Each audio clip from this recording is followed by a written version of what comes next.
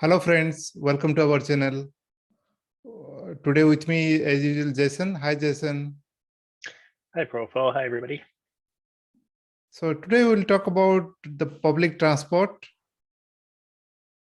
in Australia and Canada. Is it same or is it a bit different? So what is the mode of public transport is available in Canada in your city, Jason? Sure. Of course, when you're asking about in Canada, you're talking a pretty large area. So it can vary a bit, but I'm in Western Canada. So we've got a lot of cold. We got a lot of mountains, and then we got the ocean. Mm-hmm. So definitely major cities have, a subway system. They've got bus. Um, Obviously, there's taxis and Uber. And then as you get to the ocean, you can also consider ferries. Yes. So how's about you guys in Australia? Yeah, I'm currently residing on Sydney, Australia. So it is also surrounded by sea. So we have the public transport is really good over here. We have train connectivity across most of the suburbs, and we have bus and ferry as well. And it was a really joyride in ferry. My family really enjoying the riding by ferries. Yeah, I like the ferry as well. Where is the ferry going to there? Where can it reach? So currently I'm staying in a place known as Parramatta. So there is a river. So which meet with the ocean. There is a 25 to 30 kilometer. So the ferry starts from there to my home. I have to catch a bus from my home and go reach to the place where I can catch ferry. But through a river, it will go till that ocean dock. That is known as ocean dock or something different we usually call it, where actually that ocean meet with the river, Jason. Well, I mean, you can get away with dock, and I think if you want to be more precise, you might call it a terminal. I know at least at our ferry they call it a terminal. Okay. So do you have tram as well? Tram is kind of British era, which train has either it go, you can't pass, the people can't walk through the train track. That is a bit dangerous. But tram is kind of train, but it goes through the crowded places. So it goes very slowly. So people can walk in front of tram. Yeah, no, not really. So I can say that we've got a subway, and I don't know if you could consider that the same, but there is a few areas where they brought it above ground, and then you've got your train running uh, through some populated areas. Can you cross But that I'm not sure train that's the same. line? Can you go in front of that train? So what happens is when that train goes by, there's guard arms that come up and they block you from crossing until it's gone by. Yeah, the tram is it is like bus.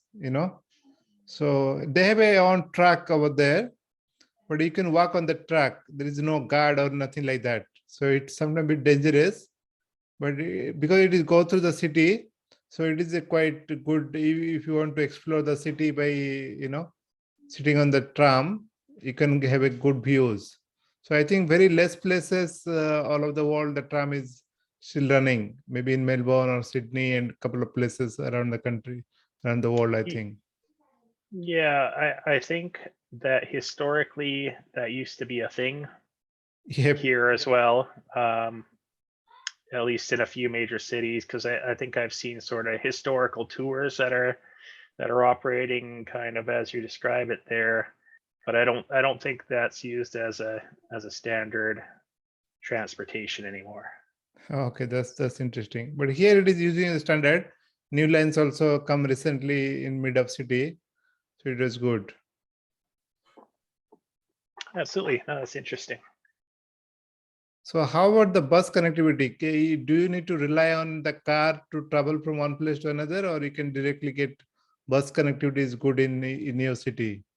Sure. Well, as far as my city, um, you know, we're in the capital city for Alberta.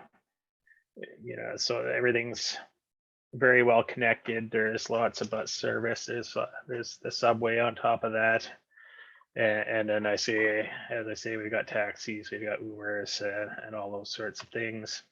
But I will say in Canada, I'm willing to bet people rely on personal transportation, your own cars, more than a lot of places because it's cold. Uh, Transit in winter can be at times treacherous just because of weather conditions. So for that reason, I think a lot of us still rely more heavily on our own transport, at least if we can. Okay, sounds good. I think I've been to US once. The US, some not the major cities, some cities like Nashville or kind of remote city, the public transport is not that great. We have to rely on the either hiring car or your own car. If you are traveling as a tourist or for a short-term business, so you have to rely on the Uber and other thing. Mm. Yeah, I can't speak to that. I haven't been. So the only thing I can say is it might be a little slow, but you can get anywhere on the bus here. Okay, Uh, okay. but it's not the preferred mode, I don't think, especially in winter. Okay, sounds good. I think in India, the transport is slightly different. We have all the normal mode of like bus and like train and communication, but there are two medium are very popular. One is bike, motorbike. Okay, yeah. Well, that's fair. I consider that the same as car, right?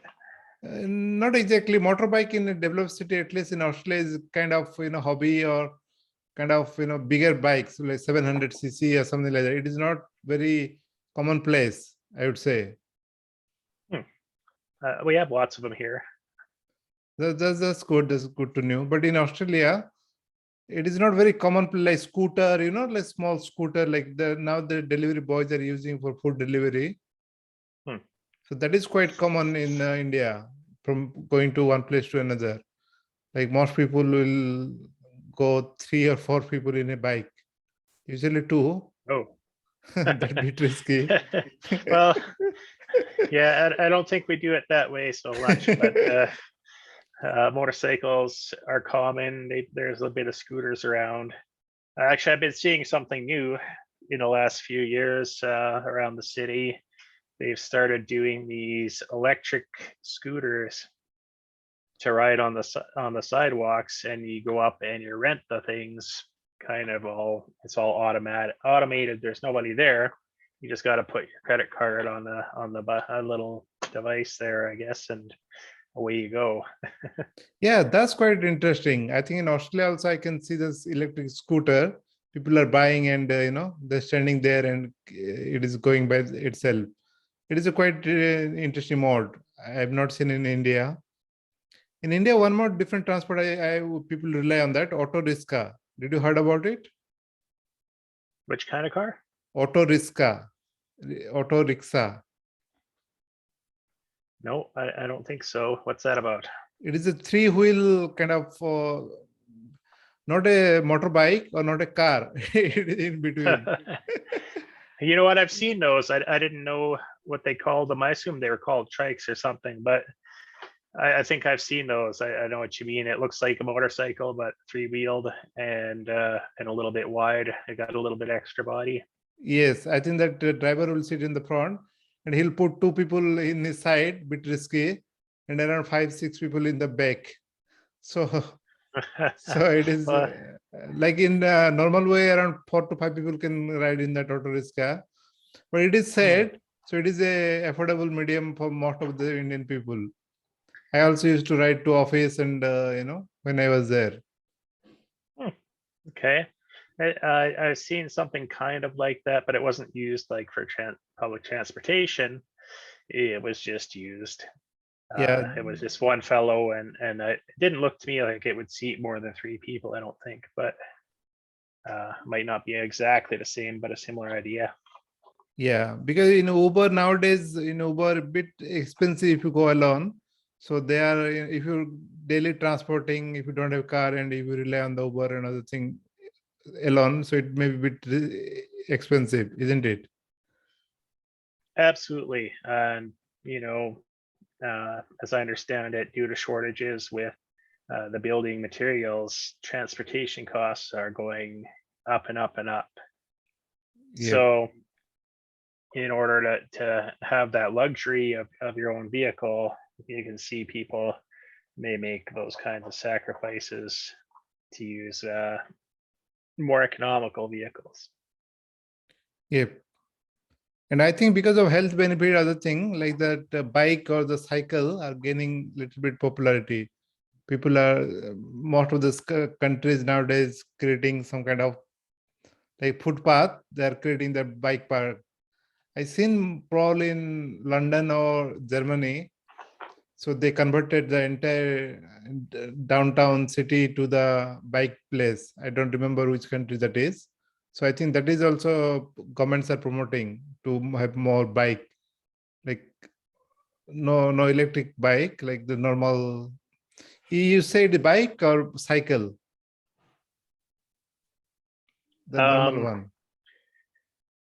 yeah, most people still say bike. Yeah. I think in Australia, everybody say bike, but in India, we say cycle. You heard about cycle? Yeah, it's just two sides of the same coin because the technical word is bicycle.